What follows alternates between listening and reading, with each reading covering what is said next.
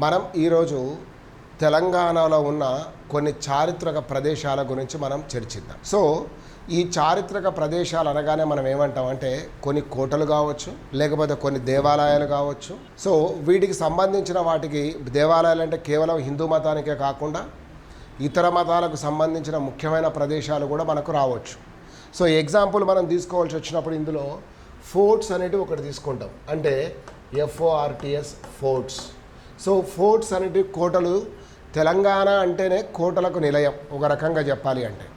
మీరు విష్ణుకుండినుల కాలంలో అమ్రాబాద్ దగ్గర ఉన్న ప్రతాపరుద్ర కోట నుంచి మొదలు పెడితే, అంటే అక్కడి నుంచి ఇంద్రపాల నగర్ దగ్గర కానీ, లేకపోతే ఓరుగల్లులో కానీ, కొరవిసీమలో కానీ, భువనగిరిలో కానీ, గోల్కొండలో కానీ, సో ఇత్యాదిక ప్రదేశాలలో అనేక కోటలు గలవు అన్నది మనకు తెలుసు.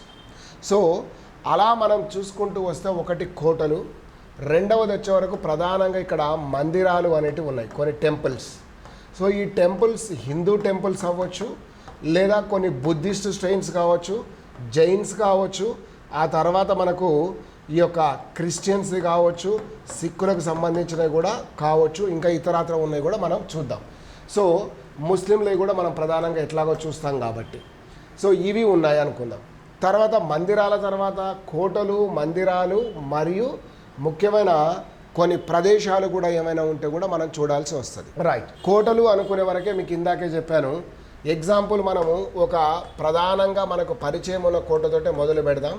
దీన్ని గోల్కొండ అన్నాం, లేదా గొల్లకొండ అనే పేరిట పిలిచాం. గోల్కొండ కానీ గొల్లకొండ కానీ ఏదైతే ఉందో వాస్తవంగా ఇది హైదరాబాదు సమీపంలో కలదు. దీన్ని మొదటి రోజులలో దీని అసలు పేరు మంగళవరం అని పిలిచేది. దీని యొక్క అసలు పేరు ఏమని పిలిచేదంటే మంగళవరం. సో ఈ మంగళవరం అనేది పిలిచేది. ఇది బాదామి చాళుక్యుల కాలములోనే, ఏది ఈ యొక్క గోలకొండ అనే దాన్ని బాదామి చాళుక్యుల కాలంలోనే, బాదామి చాళుక్యుల కాలంలోనే దీన్ని ఏమన్నారు అంటే మంగళవరం అనే పేరిట పిలిచాం.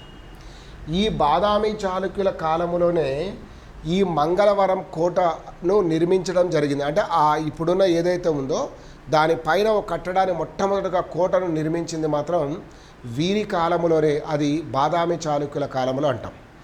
మంగళవరం అని అన్నారు అనడానికి ఇంకొకటి కూడా ఏంటంటే, ఈ సమీపంలో గొల్లకొండ, గోలకొండ అనేది ఏదైతే చెప్పుకుంటున్నామో దీని సమీప ప్రాంతాలకు రెండు గ్రామాలు కూడా గలవు ఇప్పటికీ.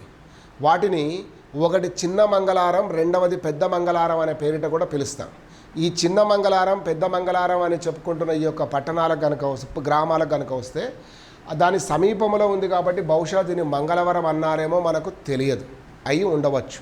సో చారిత్రక ఆధారాలు లేవు కాబట్టి చెప్పట్లేదు.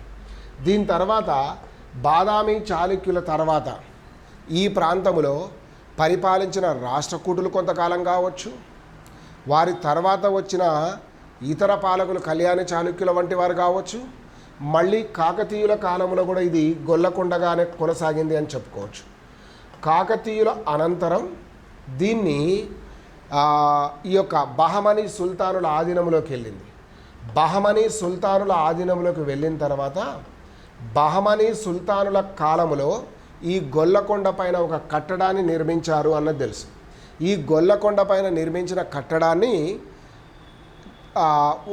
ఒక కోట, ఈ కోటను బహమనీ సుల్తానుల కాలంలో నిర్మించిన ఒక ప్రాథమిక కోటల నుంచే పరిపాలన ప్రారంభమైంది. కానీ ఆనాడు బహమనీ రాజ్యంలో ఉన్న అనేక తరఫ్ అంటే రాష్ట్రాలు, ఈ తరఫులలో ఒకటి ఇది అని మనం చెప్పుకోవచ్చు. సో బహమనీ సుల్తానుల దగ్గర ఉన్న తరఫ్లు ఏంటి అన్నది కనుక మీరు చూస్తే, ఆ తరఫ్లో ఒకటి ప్రధానంగా గోలకొండ, అహ్మద్నగర్, బీదర్, బీజాపూర్ అండ్ ఈ యొక్క ఇమ్మడి షాయిలు పరిపాలించిన బీరార్, మొత్తం 5 ఉండేటివి. ఈ 5ఇంటిలో బహమనీ సుల్తానుల కాలంలో గోలకొండ కూడా ఒకటి తరఫ్దార్ అంటే ఒక రాష్ట్రంగా ఉండేది. కానీ తర్వాత కాలంలో బహమనీ సుల్తానులు క్షీణించిన తర్వాత బహమనీ రాజ్యం నుంచి 5 రాజ్యాలు ఏర్పడ్డ సమయంలో గోలకొండ కూడా ఒక స్వతంత్ర రాజ్యం అయిపోయింది. ఈ స్వతంత్ర రాజ్యానికి స్థాపకుడు ఎవరయ్యారు అన్నాడంటే కులీ కుతుబ్.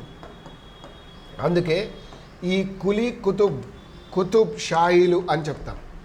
ఈ కులీ కుతుబ్ మొదట్లో ఈ యొక్క కొడంగల్ ప్రాంతానికి పాలకుడిగా ఉండి ఆ తర్వాత ఈ యొక్క కుతుబ్ షా కులీ కుతుబ్ గోలకొండకు తరఫ్దార్ అయిన తర్వాత కాలంలో స్వతంత్రం ప్రకటించుకునేటప్పుడు ఈ గోలకొండ అనే కోటాన్ని పటిష్టపరిచి దాని యొక్క నిర్మాణాన్ని పూర్తి చేసి తదనంతర కాలంలో దీనికి మహమ్మద్ నగర్ అనే పేరు పెట్టి మహమ్మద్ నగర్ పేరిట ఈయన పరిపాలించాడు అన్నది కూడా తెలుస్తుంది.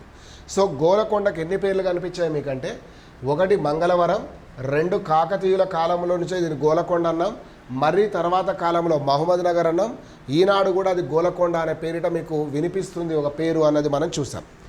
సో బహమనీ సుల్తానుల కాలంలో ఇదైతే బహమనీ సుల్తానులు పోయిన తర్వాత కుతుబ్ షాయిల అనంతరం ఈ ప్రాంతాన్ని కొంతకాలం పాటు మొఘలాయిల రాజ్యంలో ఒక భాగంగా కొనసాగింది.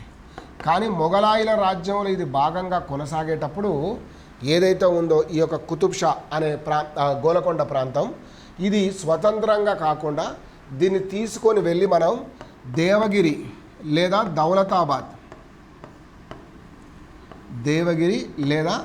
దౌలతాబాద్ ప్రాంతానికి దీన్ని అటాచ్ చేయడం అనేది జరిగింది. దౌలతాబాద్ అనే ప్రాంతానికి అటాచ్ చేయడం అనేది జరిగింది. దేవగిరి లేదా దౌలతాబాద్ అనే ప్రాంతానికి అటాచ్ చేయడం జరిగింది. ఆ తర్వాత ఈ ప్రాంతంలో తిరుగుబాట్లు జరిగేటప్పుడు ముఖ్యంగా సర్వార్ సర్దాయి పాపన్న గారు కూడా కొంతకాలం పాటు గోల్కొండను తన ఆధీనంలో కలిగి ఉన్నాడు అన్నది కూడా చెప్తారు. లేదా కనీసం గోల్కొండ కోట పైన దాడులన్నా నిర్వహించాడు స్వతంత్రత కోసం అన్నది కూడా తెలుసు. సో గోలకొండ అనే ఒక్కదానికి ఇంత చారిత్రక నేపథ్యం ఉంది అన్నది మనకు తెలుస్తుంది. అదే ఈ యొక్క గోలకొండ కోట.